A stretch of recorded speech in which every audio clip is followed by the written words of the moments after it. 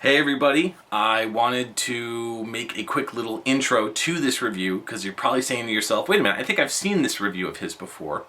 And there's a possibility that you have, or maybe you haven't, I don't know, but I'm making this anyways just to let you know that this is a re-upload. I had to change some things in this review, and this is the Kirby's Adventure review with the tribute to Satoru Iwata. It's kind of an interesting time to do this because it's been 5 years since he passed, or it'll be this year is the year of his 5-year anniversary of his death. Satoru Iwata, of course, the president of Nintendo, and he worked on this game, and so I put together a little tribute towards the end of this review. So I hope you enjoy it, and stay tuned for more. Dude, you haven't played this game, but otherwise here is the Kirby's Adventure review. I know normally the show opens up with a skit or with some banter between myself and an inanimate object, but today is different. Recently we lost one of the greatest people in the history of video games, Mr. Satoru Iwata. I wanted to celebrate one of his most ambitious titles that he worked on back in his NES days, when he was in between being a programmer and a producer. You know, one of his most famous quotes goes a little something like this. On my business card, I am a corporate president. In my mind, I am a game developer. But in my heart, I am a gamer. Iwata was just like us. So let's clear our minds of sadness. It's time to celebrate one of the greatest games that Iwata-san ever worked on. Kirby's Adventure for the Nintendo Entertainment System.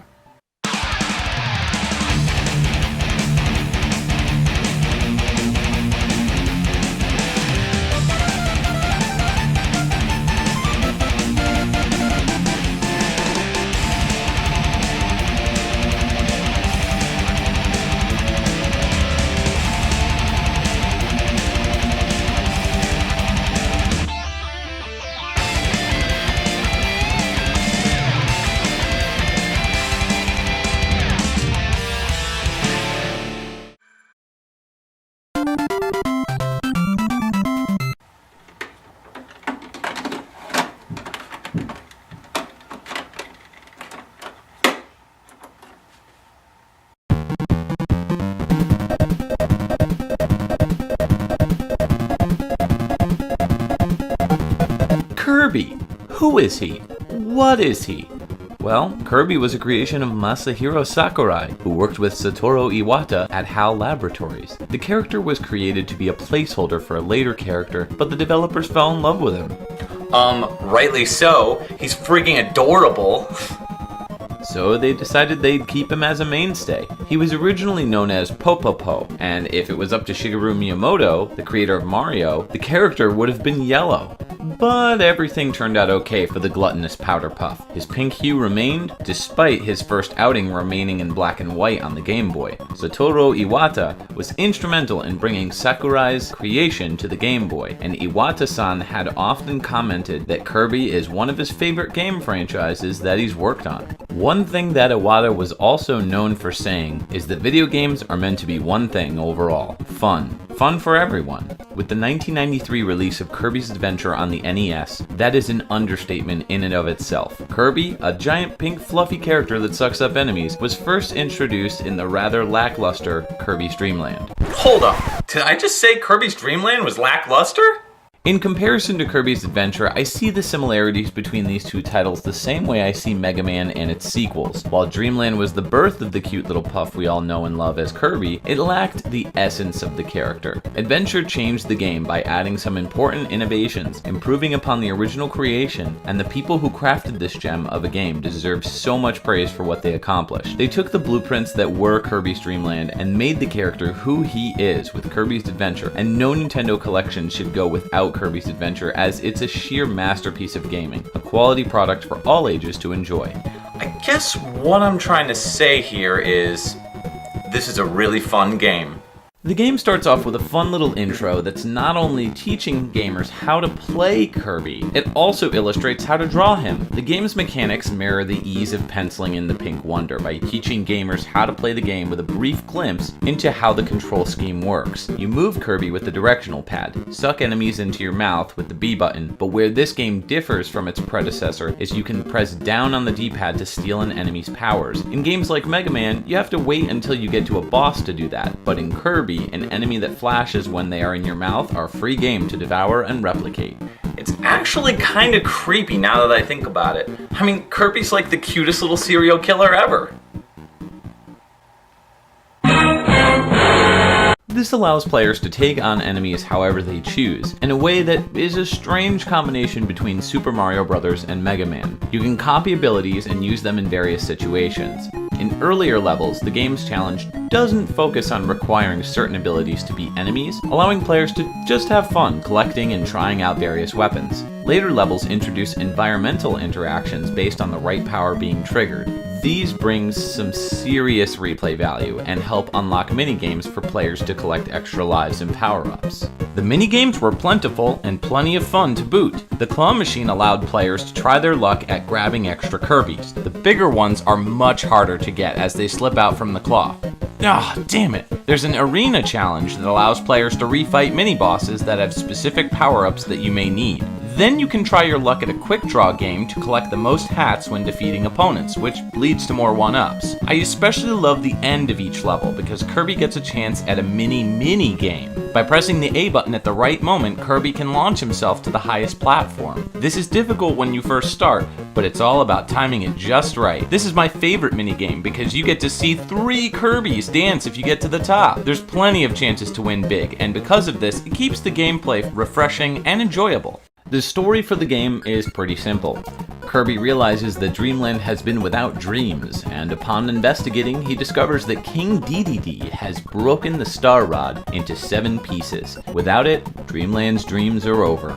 Kirby goes on a quest to take down the 6 holders of the pieces: Wispy Woods, Paint Roller, Mr. Shine and Mr. Bright, Kracko, Heavy Mole, Meta Knight, and the 7th piece belonging to Dedede himself. I think this is one of the earliest games where things are not all they seem with the plot. I'll leave the ending a secret, but for those of you who know what I'm talking about, the final level has some fun twists and turns that reveal certain characters' motivations, and reveal the biggest baddie Kirby has yet to face.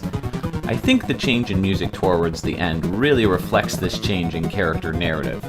Speaking of the music, it has a whimsical quality to it that's bouncy and cheerful with bright synths and whistle effects. Most of the music is energetic, though there are some tracks that bring things down a bit and soften the mood. It's not something that I listen to all the time, aside from the final boss theme, but the music fits extremely well with the atmosphere, and that's what counts. Kirby's levels are all extremely visually captivating. I especially love the cute little world introductions, which all put Kirby in some hilarious situations. The art style is bright and filled with pastels. Many of Dreamland's aesthetics fit well with the characters, which feature a strange balance between adorable and grim. Heck, it even paid tribute to the first game by having an entire black and white level, just like Kirby's Dream Land on the Game Boy. Each world, as well as each level, are different from the last, and would challenge the color palette on the NES, on top of featuring some impressive 3D rotation effects and parallax scrolling. It's also one of the largest NES games released to the mass public, coming in at a whopping 6 megabytes of memory.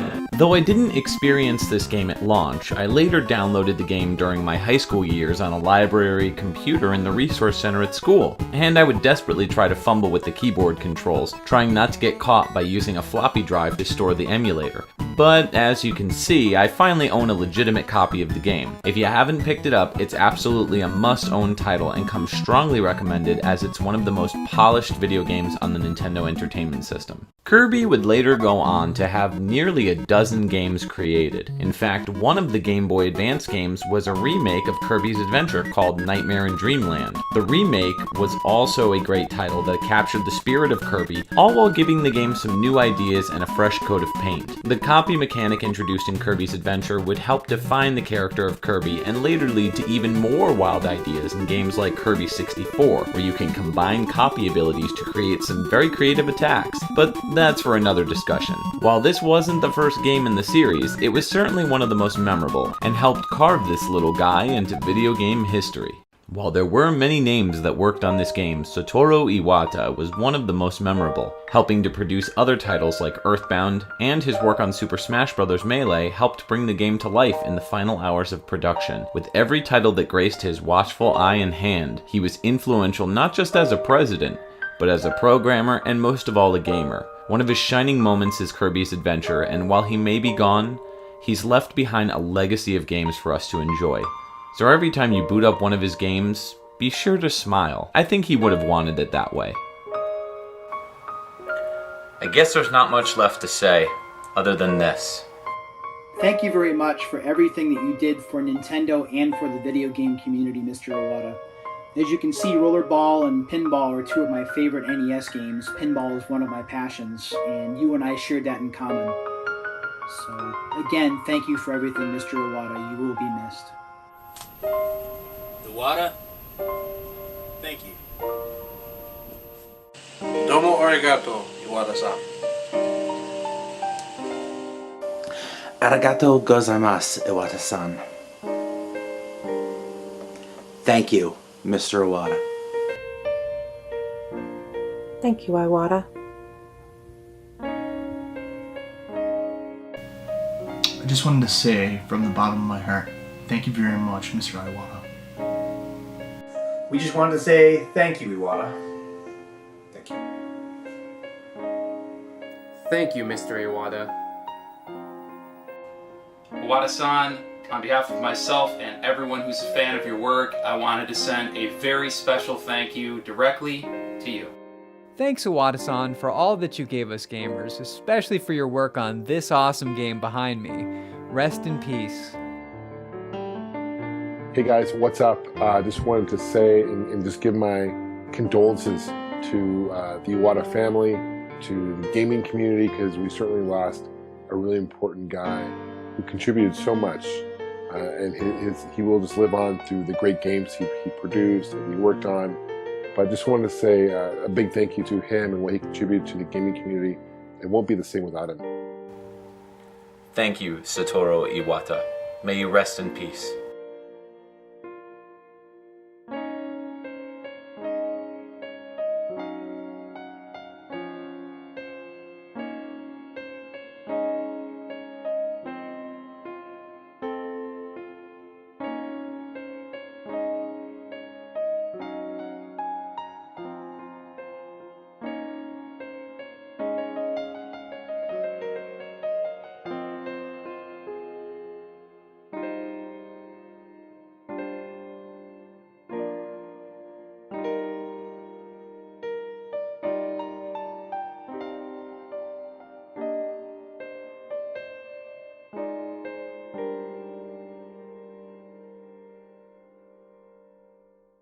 Thanks for watching this review. If you want to see more reviews, click on the videos on the screen. I'll see you next time on Dude, You Haven't Played This Game.